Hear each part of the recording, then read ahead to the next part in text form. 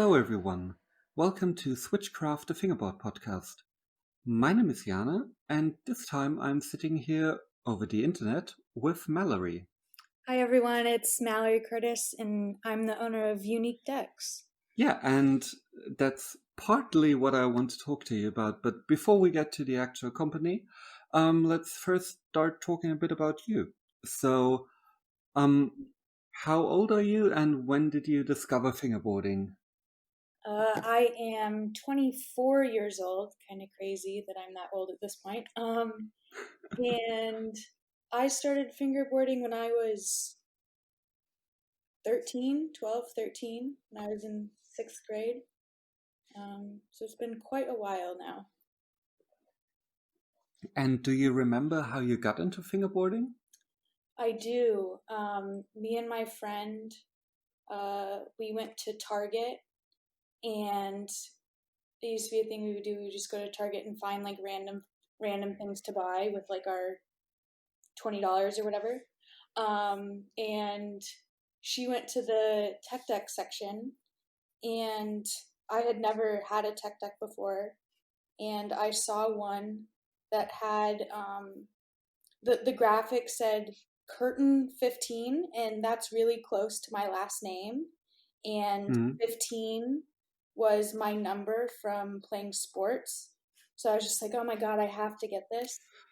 And me and this friend, we skateboarded together, and yeah, and I guess I just had never looked at tech decks as like I'd never seen anyone with a tech deck before.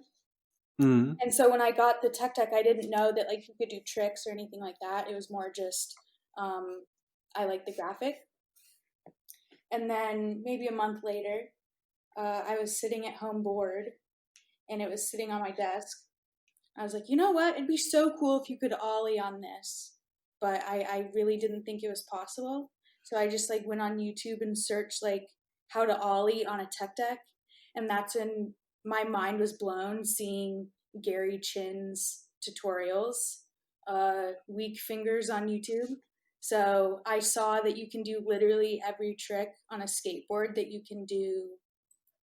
You can do every trick on a skateboard on a fingerboard, and that was just so insane to me.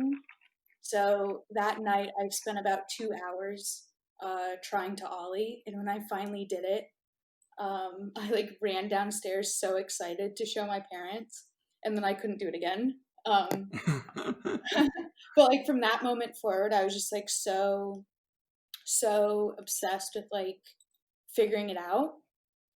And yeah, it's just that obsession has kind of never stopped. And at that point, you already knew how to ollie on a skateboard, or? That's right, yeah. I'd gotten like my first skateboard when I was in elementary school, and so I could do like ollies and more basic tricks like that. But to this day, I really haven't improved that much. But yeah, Yeah, same. I can do some basic stuff on a skateboard, and that's what came first. And so you already knew how it would work on a fingerboard, but you just couldn't figure it out on your own, or? Right, yeah, like I didn't think our fingers could do that. Yeah, sadly, I don't remember when I saw someone do a trick on a fingerboard for the first time. Just remember starting it and trying things, but yeah. So that must have been roughly around 2009-ish, right? I think that was in 2008. Oh yeah. Do you remember when you made the first step up as far as setups go? Like when did you go from tech deck to a step above? The first wooden fingerboard I ever got was from this company called Z Shred. I got just the deck, and then just used my tech deck chucks and wheels. And that was also the first time I tried foam tape. And as soon as I got that board, I was obsessed with figuring out what the best setup would be, because before that it was just only focused on the tricks, and that just like opened the door to the product side of things, and I thought it was just so interesting. And do you remember when you had your first like complete, let's say, pro fingerboard? I do. It was shortly after I got that first Z Shred board. I signed a contract. This sounds so funny. I like drew up a contract just on a piece of paper saying that if I got all A's for the rest of the school year, my parents would buy me the complete that like we agreed to. And I was like so motivated because my parents would like never, they'd never done anything like that before. So it was the Berlinwood New Mold, the Elias edition when that first came out. Flat face G7.1As when those first came out. And I think at that point, Black River trucks hadn't come out yet, so it was still just like tech deck wide trucks. And yeah, I was so obsessed with that board because it was the same setup that Mike used in his Fingerboard Weekly full part video, if you remember that video. Yeah, I wasn't really around at that time, so a lot of that I only know from hearing about it later on. Like when that video came out, everyone was just obsessed with not only like the camera quality and all that, but this board. It was just those teal G7.1A wheels on that board specifically. It's just like an iconic combination. And so, oh my god, I was so obsessed with that board. So Mike was basically your hero back then. Yeah. Nothing to say, but yeah, he was like the Tony Hawk of fingerboarding. Yeah. It's. I think that's an apt comparison. And do you still have any of those two decks?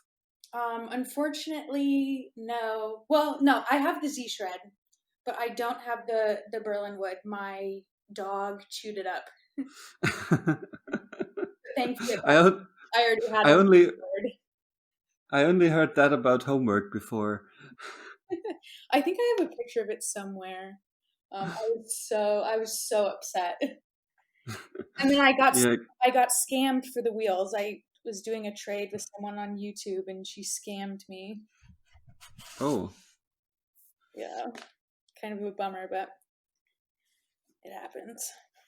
Yeah, I remember doing quite a few trades over the internet back then, but I was always lucky. But I also only traded in the Fingerboard DE forum back then. So it was I think like quite a small community, and everyone kind of knew each other. Yeah. But yeah, it sucks when that happens. Yeah, and when was the first, or when did you first start creating decks on your own? Was it that, and why did you start to make decks on your own? Was it more that you were looking for the perfect deck to fit your style, or was it more that you wanted to figure out how it works, or yeah, how did that come about? It started that I just like doing like DIY things. And so before I even got the Z Shred, the first wooden board that I ever got, I would make fingerboards out of index cards. There's a tutorial on YouTube, and I would just like cut out the pieces of index card, glue it with just like Elmer's glue, and then paint it with fingernail polish and glue the trucks on, and they kind of sucked, but Yeah, sounds like it. yeah, they were pretty bad, but it was better than well, no, it wasn't even better than a tech deck. I just enjoyed making it. But then I was like, you know what? I should try making one out of wood. And the first wooden board I ever made was literally carved out of a solid piece of wood with the Dremel tool. And oh my God, it was so bad. Okay. And then and then my mom was like, okay, so now you never have to buy another one again. Yeah, of course. Yeah, little did you know. But yeah, it started as I was just super curious about like figuring out how to do it. And then over time it sort of morphed into how good can I make this, and how much can I have it fit my personal preference. So I've really been making fingerboards for as long as I've been fingerboarding, which is at this point a long time. That's crazy. And when did you first start selling them to other people? Like, when were they at a point where you were like, okay, now I can sell them to others? Or was it that people bugged you all the time? Or, yeah. It started like on the forums. I would like post pictures of my homemade boards and like in the setup threads and all that. And I would just say like homemade board. And then eventually people started like asking to buy them. And I sold a couple like without a brand name on them. And then I realized like after seeing them post it that I should at least come up with a name. Mm. And at that point they were all one of a kind. So that's where the name Unique comes from. Not super original, but at that point I didn't think it really mattered because it was just like Mm. a few boards. And then even at that point I didn't think they were that great, but I enjoyed making them, and I like making split plies, and that was mostly all I did. And then yeah, I eventually started making them better. And I assume back then everything was still 29mm? Roughly. I was making some that were maybe 30, Mm. but not super wide, not like today, that's for sure. Yeah. So you were basically starting the trend to make wider boards a bit early. Yeah, a little bit early. That was, I think I started selling homemade boards in like 2010, and then in 2011 is when I came up with the Unique brand name. So around that time. Cool. And do you do most of your graphics, like if we skip to today, do you do most of your graphics yourself, or do you have artists who create them, or how do you get graphics? Because I think that's a question a lot of people ask once they figured out how to make a board. I make probably 95% of my graphics. If I don't, I make sure I tell people that. Mm. But so most of the graphics I either design in Photoshop, or I have this app on my iPad called Procreate where I do Mm. my illustrations and all that, and then adjust it on the computer to perfectly fit the graphic. But most of it is done by me, which has also been a learning curve because the graphics that I'm doing now, I feel like are a lot more true to like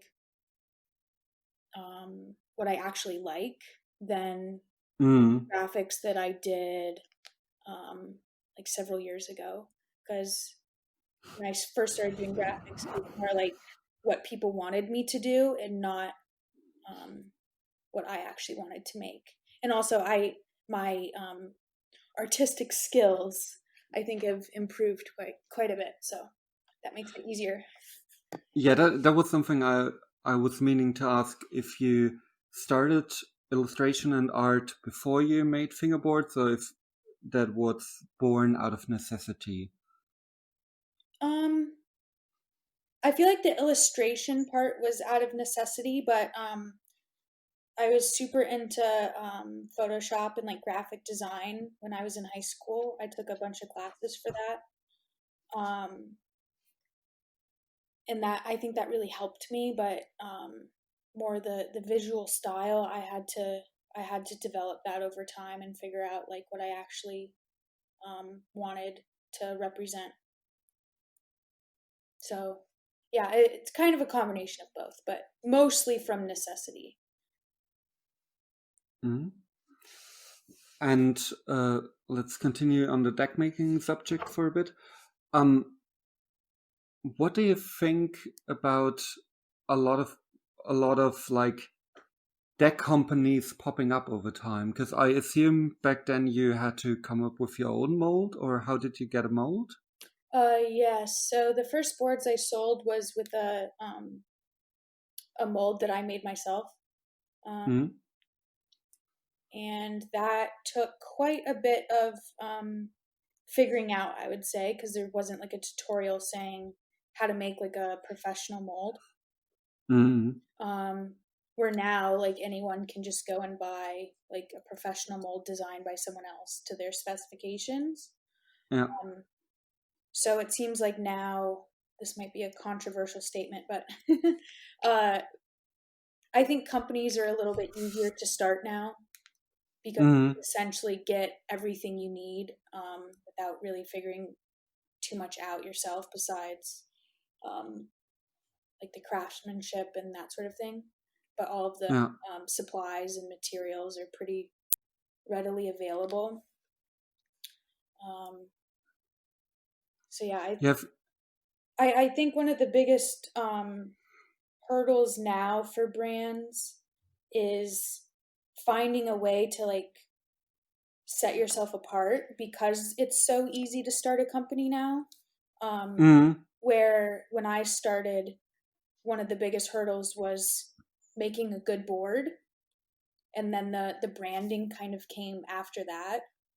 Now I think branding is super super important in order to be successful. Yeah, absolutely. I also think like just observing it from the outside, I think that it also has to do with a lot of tools becoming much easier available. Things like laser cutters, 3D printers, even like just basic wood tools, routers, things like that, gotten so much more, yeah, just easier to get to and get your hands on. So I think because of that and because of people telling exactly how you or what you need to do to make a board, because of that it's so much easier to make a board.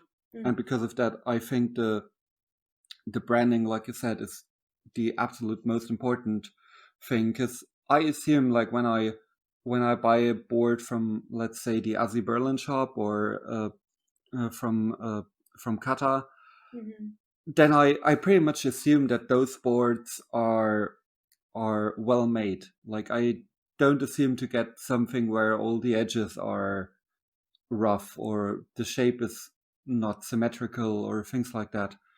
So yeah, it's more about how you perceive the brand to be. Right. And I think branding is what gets your foot in the door with a customer. Um, Exactly. but I still think that quality is one of the most important things. Yes. People need to want to buy your product, but when they get it, they need to be super happy with the way it performs and the way it looks and just how it feels, everything.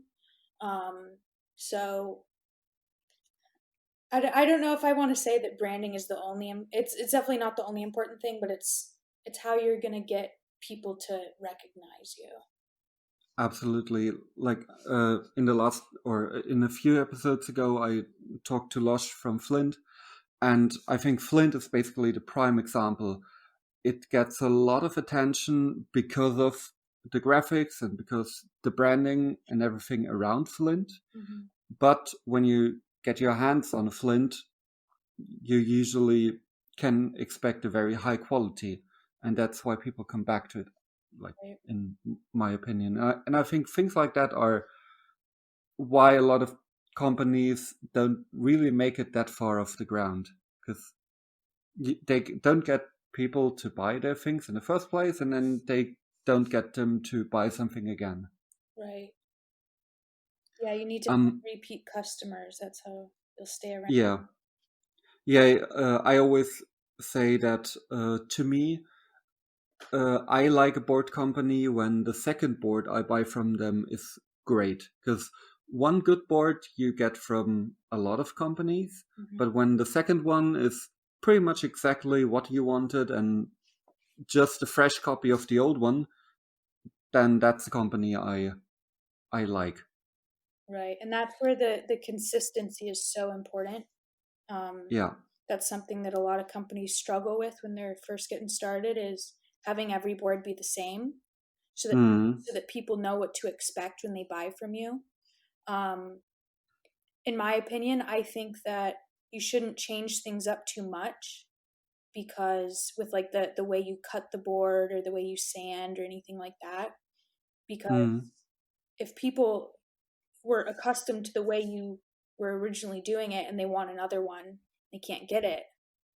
Exactly. It's going to be a totally different experience for them.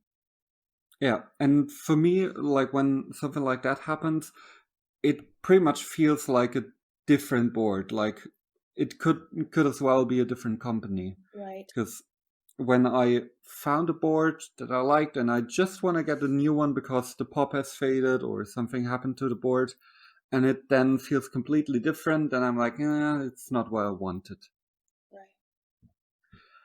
Right. Yeah, one thing I wanted to ask you about is basically repeat customers, because I think a lot of the fingerboard, let's call it economy, relies on people to buy more than they actually need. I think I'm a very good example for that. I don't know how many decks I have. I think 12 setups at the moment, Oh and gosh. yeah, 10 of them are BRTs. It's a bit overkill. and and yeah, I basically see a board that I like or see a brand that I want to support, and I buy something. I'm way beyond the point where I actually need stuff. I'm more interested, like at this point I'm more interested in like finding a new shape that I like, finding a new material for wheels that I like, finding bushings that are a bit more on the side where I like them to be, or that match specific setups, and more along that side. But I also think that a lot of fingerboarding community consists of kids who aren't in that place yet, who can like afford one board and then they ride that to death. Do you have a lot of customers who buy decks all the time, or do you see more the, let's just call them kids, who buy one setup and then just be good for a while? I think it's a good combination of both. Um, I get a lot of repeat customers. Each sale I have is probably about 20% repeat customers, and there's certain people that every time I release something, they'll buy, which is like the biggest compliment ever, to just have people support literally everything that I do like that. That's definitely like not the majority. Most people buy just one board, maybe a couple in the year, but I think a lot of it is, like you were saying, kids just getting one complete and being happy with that until it breaks, or maybe they fall off of fingerboarding when their friends don't fingerboard anymore. But there's always a constant stream of those new kids learning about fingerboarding and getting excited about it. And so it's always finding that balance between appealing to those new people, and then also really appreciating the support of the super die hard, I would call them collectors, who just are obsessed with new graphics and new technologies and all of that. But the more beginner kids, I don't think care so much about specifics. If there's a graphic that they like, then that's what they care about. So it's definitely finding a way to balance both of those. And with graphics, do you, let's say, repeat graphics, or do you pretty much do one graphic for one stock and then that graphic disappears? I usually have at least one restock of every graphic. It depends on how popular the graphic is. Most graphics, once I sell all of them, I don't get another order. I mean, I don't like reorder that graphic. But if it's like one of the classic unique graphics, like there's a few that I would consider like a classic unique graphic. Yeah, a couple come to my mind at least. Yeah, like those I think I'll always have. And over time, I'll probably add more to that classic category, just depending on how well people like them. But it also like has to do with my opinion of the graphic. Like even if it's really popular, if it's not like one of my favorites, I don't want to. I don't want to make a ton of them.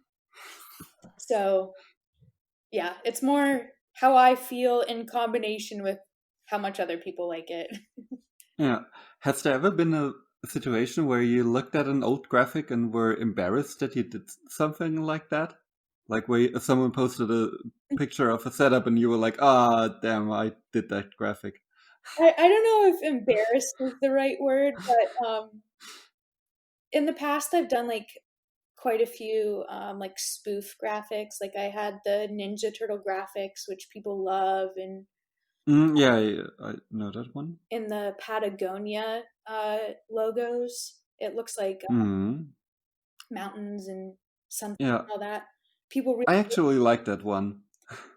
I like it too, but I feel like I don't know. I kind of want to move past doing spoofs of other people's designs. I don't feel like it's the best Yeah, creative yeah. work. It's not that I'm embarrassed by it. I just think that I want to move past that type of design. If that makes sense. Yeah, it does. And I think like spoofs are a bit overdone, but I mean, it makes sense since they are also overdone in skateboarding. Mm-hmm. So yeah, it makes sense since we emulate a lot of skateboarding. And I think a certain type of spoofs we don't need any more of. Like, I don't, I don't need to see another. About. Yeah, like a Baker or a Chet Muska or yeah, there's some skate graphics that I don't want to see or, versions or for Fingerboard anymore. yeah. Yeah. Yeah, let's talk about another, which I think is an important part about you and Unique, your presence on YouTube, because I think you've been on YouTube quite a while, correct? Correct. Yep. I haven't uploaded for a while now, a couple months, but just because I've been so busy getting ready for the holidays. But earlier this summer, I was really focused on putting out a video every week, and I really enjoyed doing that. Yeah, I watched a lot of those, I think, or I mean, generally watched a lot of your videos. When did you get onto YouTube? For fingerboarding, I think it was 2010, maybe 2009. I'm not sure exactly. And I was just making videos with my little point and shoot camera. And I got really obsessed with filming, and it made me think I wanted to go into film school for college. And I actually tried that, and then I realized I don't want to work in the film industry, but I still really enjoy making videos. But yeah, I just found it really fun. And I think that's one of the things that I love about fingerboarding is it's just exposed me to so many different things that if it weren't for fingerboarding, I wouldn't have ever tried. Yes. It's just I can't think of a better hobby. I mean, I have way too many hobbies, so yeah, I do have hobbies where I learned more from, but yeah, I learned so much from fingerboarding and met so many people and traveled, like, at least in Europe, Mm. a bit around. And yeah, um with YouTube, something that always comes to my mind, um there are quite a few, let's say bigger names on YouTube for fingerboarding. Do you feel like there's a community of content creators for fingerboarding on YouTube? Like, do you talk to each other, or do you feel like you're part of the YouTube fingerboard community, or is it more like you're part of the deck maker community or fingerboarding as a general? I don't know. I feel like when I first started making YouTube videos, there was a lot more fingerboarders on YouTube, like a lot more people making videos. Where recently it's been, like you said, just some bigger names. Mm, And I do talk to them, but I'm not sure if I would. I'm not sure if I feel like I'm in the same uh, community as them on YouTube. Uh, mm, I feel like I'm more in the deck making um, universe and like people who know me from like being on Flatface or my own fingerboarding, not so much as like a personality, but mm. just like know who I am. Um, but maybe one day my channel will grow so that I have a bigger audience on there. But um, that's not really the goal. I'm just Mm. going on there to sort of show my perspective and how much I love fingerboarding. Yeah, and I think that's the most important part about this hobby, because like, even if you make money through fingerboarding, I don't think it should ever be the overwhelming factor why you do something in fingerboarding. Right. It's way too small for that. Hmm. Yeah. If you really want to make money doing something, I don't know if fingerboarding is Yeah. the right thing for you, just because it is so small. Yes, and I also think, like something I touched on earlier, the reason that, or the part that fingerboard decks don't wear out as fast as, let's say, skate decks, Hmm. because we don't put as much pressure on the board as a person standing on one. So the pop lasts much longer until the deck is through. So, like, the actual need of replacing a board and, like, even breaking a board, I think is much more prevalent in skateboarding. I think that's true too. The only time you really break a board in fingerboarding is if you like step on it, or Yeah, on it, or something like yeah, or yeah, like have it fall out like into an abyss where you then can't get to, or that. Hmm. a friend of mine accidentally had his in his pockets when he threw his trousers into a washing machine. I think it was his hoodie. So after that, it was pretty much waterlogged. Yeah. But yeah, I think those are the only times or one of the few times where you need to replace a board. Right. Um, how often do you replace your own boards, like for your personal riding? Are you someone who sticks with one board for ages, or do you try out new stuff all the time? Um, I almost always have like a newer board set up, but it's not always my main setup. Um, Mm, I I just about always have a main setup that's unique nesting 32.5. That's like the perfect shape, the perfect size, everything for me. So that's usually my main.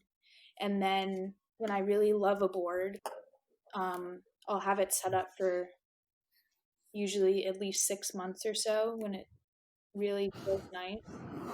Um, mm, and then like if I'm going to rendezvous or something like that, I'll usually maybe set up a new board when I get home from that, because the board just gets so trashed. Yeah. But other than that, I use boards for quite a while if I'm like really enjoying it. But I always have multiple setups and yeah, trying different things out. But my mains are pretty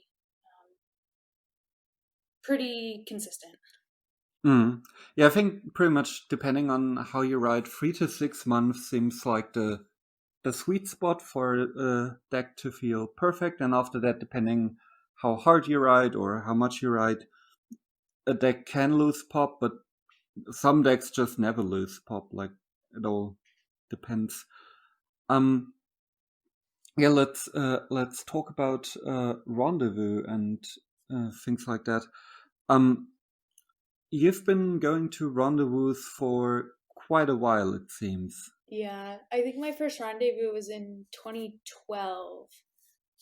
I'm not sure what number it was. Maybe I think it was rendezvous 12. Mm-hmm. I think I'd have to check, but yeah, early one. I don't even know what number we're at now. Yeah, 30 something, 30. I think above 35, but It's crazy. yeah. Yeah, someday I need to make the trip. You should. I mean, once the world opens up again. Right. Yeah. And it'll probably be like 2022. Yeah, I doubt that anything big will happen in the next year. Like, Yeah.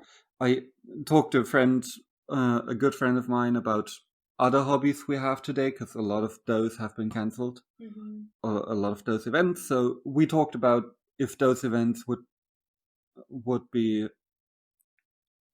happen again next year, and we're both like, yeah, probably not, and probably a lot of them will be bankrupt in like 2 years because they live from that. Yeah, but the whole event thing is something I don't know how it is in the States, but I feel in Europe it shrunk quite a bit in the past few years. Like, there's been less and less events happening. Do you feel the same in the States, or would you say it's more the opposite? I don't know, it's hard to tell. Recently, I feel like it's maybe gotten a little bit smaller, but the past couple years, I think has been pretty good for fingerboarding here in the US, especially on the West Coast, California specifically, but there's quite a few people in Oregon who fingerboard too, and up in Washington, like right north of us here. Where are you roughly in the States? My geography isn't that great. I live in Portland, Oregon, which is right Yeah. between For some reason, California. yeah, I should have known that. I just blanked. Yeah. Yeah. Yeah, I think in California it seems like there's a vibrant fingerboard scene going on with several people hosting consistent events, or at least before everything went to shits. But yeah, here in Germany we don't really have that many regular events. Like, we maybe have 3 events that happen each year, and those aren't big. And even the really big ones don't happen every year anymore. Yeah. Yeah, I feel like there's a difference where in Europe, all of the events seem more maybe professional is the correct word. I've never been, but that's what it seems like from the outside. Where here it seems like a lot of the events are more just like casual and come and hang out, and like a lot of them are like at people's houses, and I don't really see that happening in Europe. Yeah, not really. Like, yeah, we like pretty much every event we do is connected to a contest. That's just how it's been. Like, it's been that way when I started in 2001. Like, it's always been event means contest. And there's been like a movement of doing something a bit more relaxed, more akin to rendezvous. Mm-hmm. And we were we we planned to do something this year.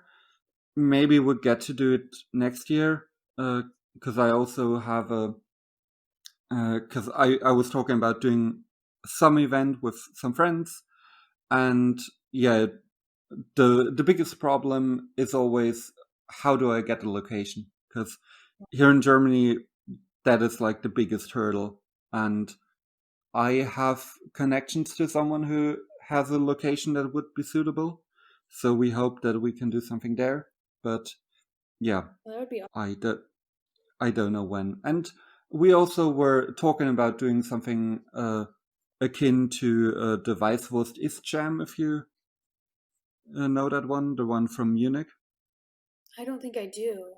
Yeah, it's the one Martin Winkler organizes. He's been doing that for probably 20 years at this point. Wait, what's it called? And Weißwurst ist Jam, or Weißwurst Jam. Yeah, I don't know. Yeah, and yeah, maybe when you see it spelled out, maybe then. I don't think you hear too many Germans pronouncing it in German. I've never heard a German person say that before. Yeah, yeah, and that one is just they meet at the Hofbräuhaus in Munich, eat there, and then they go through the city and go spot hunting the whole day. And like it doesn't have an actual location. Oh, I It's think just, I've seen videos from that. yeah, it's like I assume that you have seen videos, because a lot of the like there's a famous a transition spot that where they go every year, and a lot of I think even in the in Pissing Fingers 1, I think they are at that spot. I don't think they were there during the event, but yeah. So we were talking about doing something like that in Berlin, since we have the shop here. So doing an event that's like in a specific location doesn't really do that much, since we have a location where there are fingerboard parks all the time. Right. So yeah, we're thinking about doing something where we go through the city and hit up specific outdoor spots. Have you ever done your own event? I have. I did a pop up and a contest at my school last year, and that went pretty well. And so I had plans to do something similar this year, but then all the COVID stuff happened, and wasn't able to do that. But yeah, I want to do a lot more events, and one day I'd love to do like a whole West Coast tour, go down the whole West Coast of the United States, go to all the big cities. Yeah, that sounds pretty cool. I love having events, and it's great seeing local people and seeing people like Yes. friends with each other. It's oh my god, it's like the best thing about fingerboarding. Yes, after a while, it like you see the same faces over and over, and even if you don't remember all the names, you like their family. Like Right. it's yeah. It's funny sometimes, just like walking around Portland or even in my neighborhood, like I'll bump into like some fingerboard kid. It's so funny. I love it.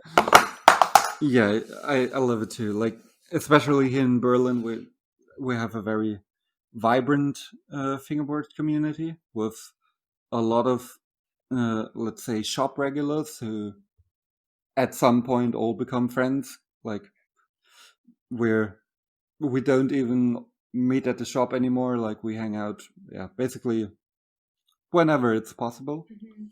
And I think those are the kinds of things that make fingerboarding so fun. That it's in the end, it's just like people from all walks of life falling in love with something that doesn't really matter to anyone but us. Like Yeah, it's just like an instant connection with anyone.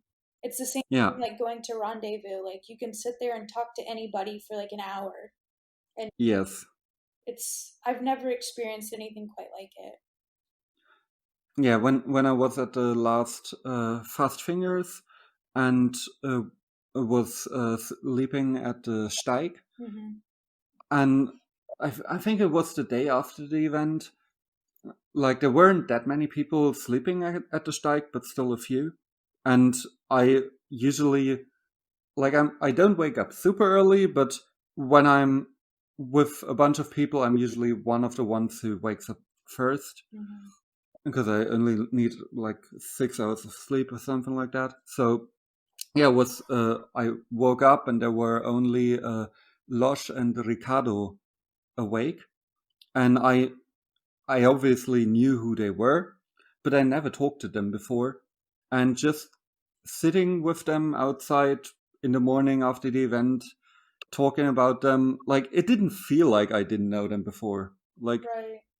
you just start talking about fingerboarding and about things that you like and yeah, cool shit that people do, and yeah, you tend to forget that you don't actually know them. And when you do like see those people again, it's like a reunion. You get so Absolutely.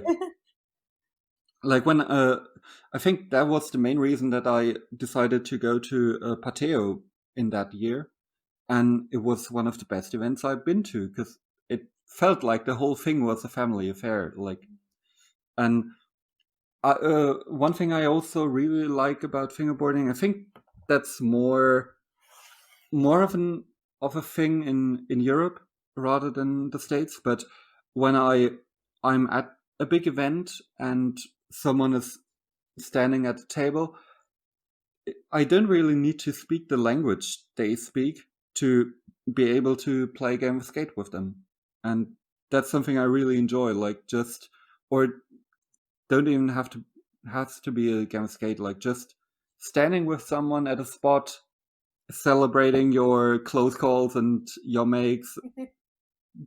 Yeah, it doesn't even matter that you don't speak the same language or don't know each other's names.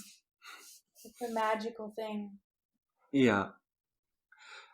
Um, yeah, I think I'm going to shoot a couple of rapid fire questions towards you now. Okay. Um, so try to answer them as brief as possible, but if you spend a bit on one question, doesn't matter too much. Yeah. But yeah, the idea is to not take too much time with each question.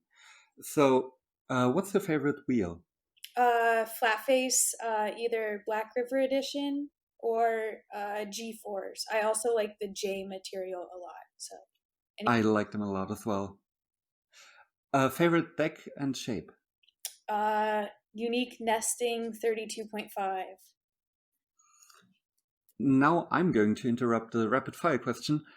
I forgot that question earlier.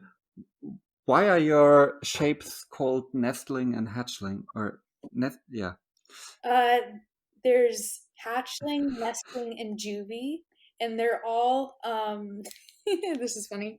They're all life stages of a turtle. Because I don't really talk about turtles too much anymore, but turtles used to be like the brand animal because I love turtles. So kind of press the turtle thing, but we kept the names. nice. What's your favorite trick to do in flat? Uh, kickflip. And your favorite trick to do on an obstacle? Mm, I like kickflip back smiths a lot, or kickflip back tail. And both are very good ones and hard ones.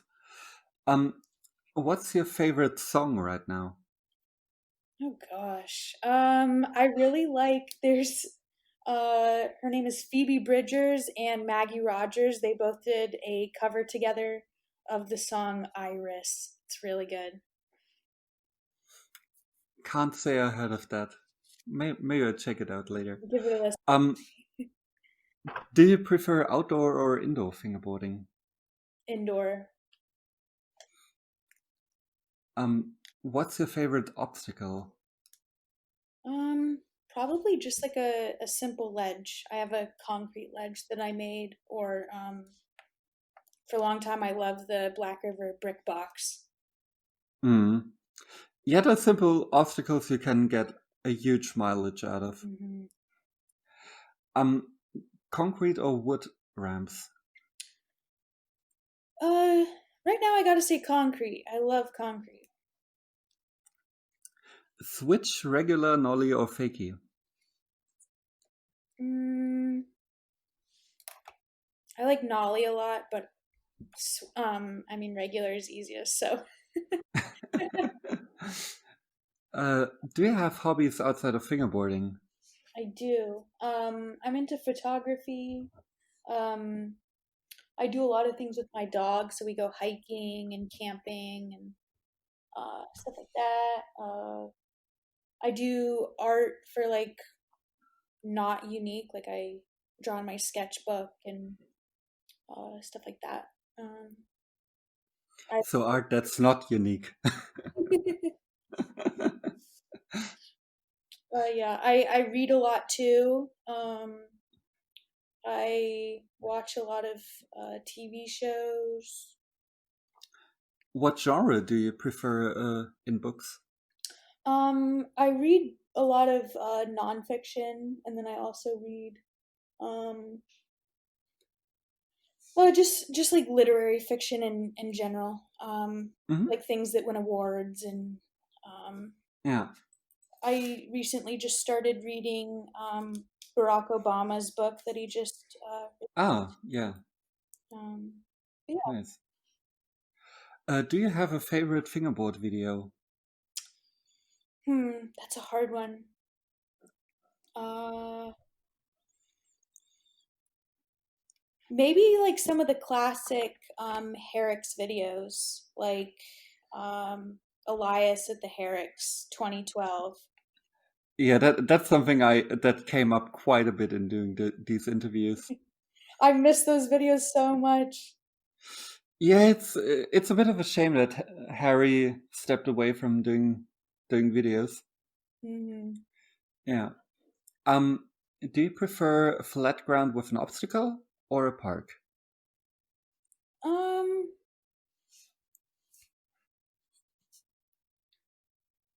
if I had space to have a park set up in my apartment, I would pick that, but I don't have the space. Um, I love a park, but it gets after a while you get kind of bored of it. So I like an obstacle because you can switch it up. But I guess that's not really an answer. I like both. Yeah, yeah. I'm currently redoing my personal park to have a big section where it's just empty, so I can put an obstacle there. Hmm. Because yeah, you need that. Um, if you could get one Black River park for yourself, which one would it be? Um, Maybe the G8 park in the left-handed version. Someone in California has that, and it's so much fun. I love the wave section. There's a right-handed and a left-handed version Yeah, of that so park. the left-handed version is just like mirror image of the Mm, right-handed version. And so I'm left-handed, so most parks there's um only like a couple spots that I can hit um regular. mm, Others are switch.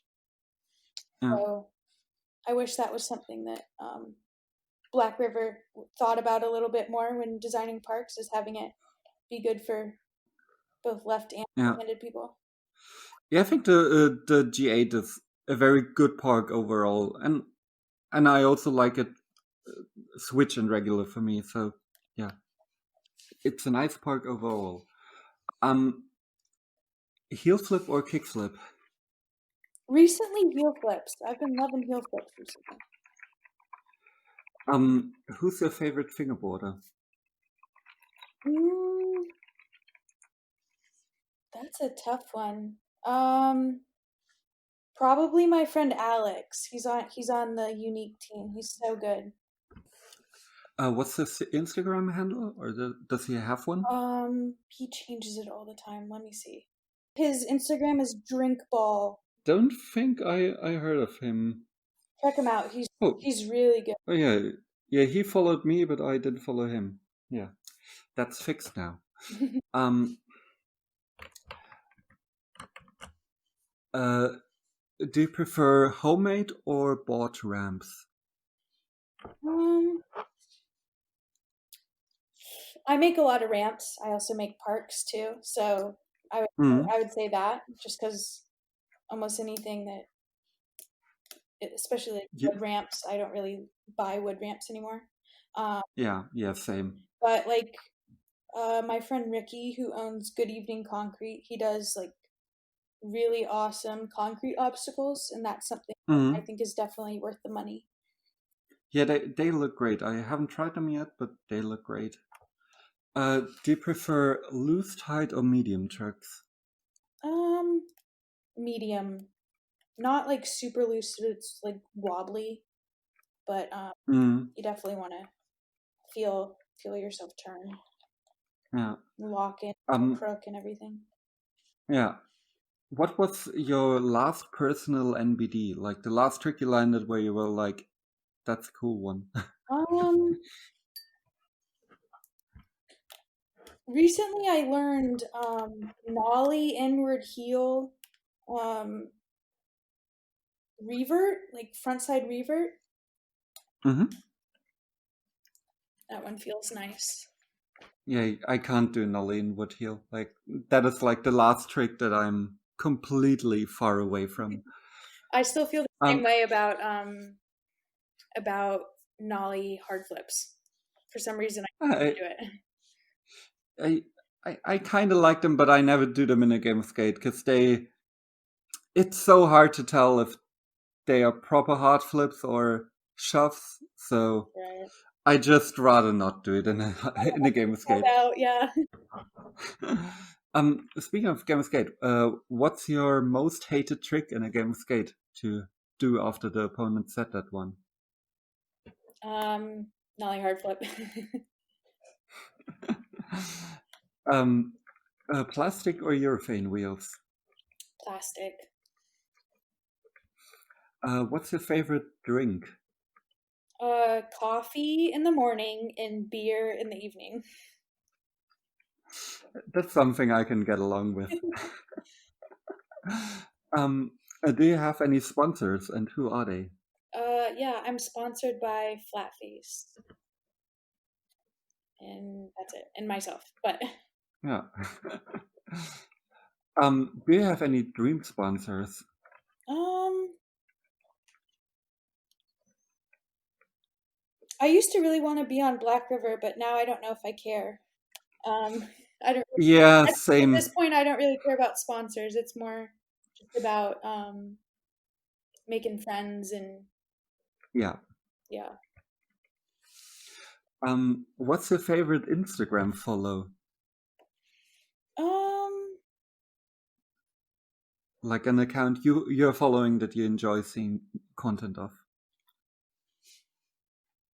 hmm, Personally or for fingerboarding? Either way. Um,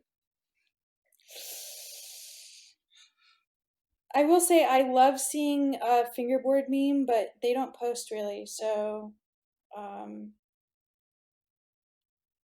I like seeing clips from my team. I love seeing when people are doing new stuff. Yeah, I can imagine that that feels cool. Hmm. What's your favorite overall company other than your own? I really like what my friend Vlad is doing with Catfish. He does Oh all the yeah. stuff by hand now. Like he does everything screen printed, and he's doing clothing, and I think it's really cool. He's got some cool stuff coming for the holidays. Yeah. Yeah, the Catfish started doing really cool things when they switched, I think, stances or yeah, however you want to call it. But yeah, there was definitely a change with with them. Right. So yeah, that is or would be the end of the interview. At least that's all that I got. Uh, do you have anything that you want to shout out into the world, or anything you want to talk about before we close? Well, as of right now, it's the Sunday before my big holiday sale, which is going live on Wednesday. Not sure when this podcast is coming out, but it will come out next Sunday, so in a week. Okay, perfect. So I'll probably still have a bunch of new graphics available on the website, which my website is uniquedecks.co. Gonna have some sales going on, some cheaper decks, and some other cool offers. So check it out. I have all new graphics coming out. Nice. I'm looking forward to looking at them. Thank you. Yeah, I'm super excited about the stuff coming out. I worked really hard on making sure everything was exactly how I wanted. And yeah, it's with a new heat transfer technology too. So nice. That's super exciting. Okay, so thank you so much for taking the time. And yeah, I had fun, and yeah, thank you so much. Yeah, this was great. Thanks for having me. So yeah, you will hear from me in the next episode. Bye.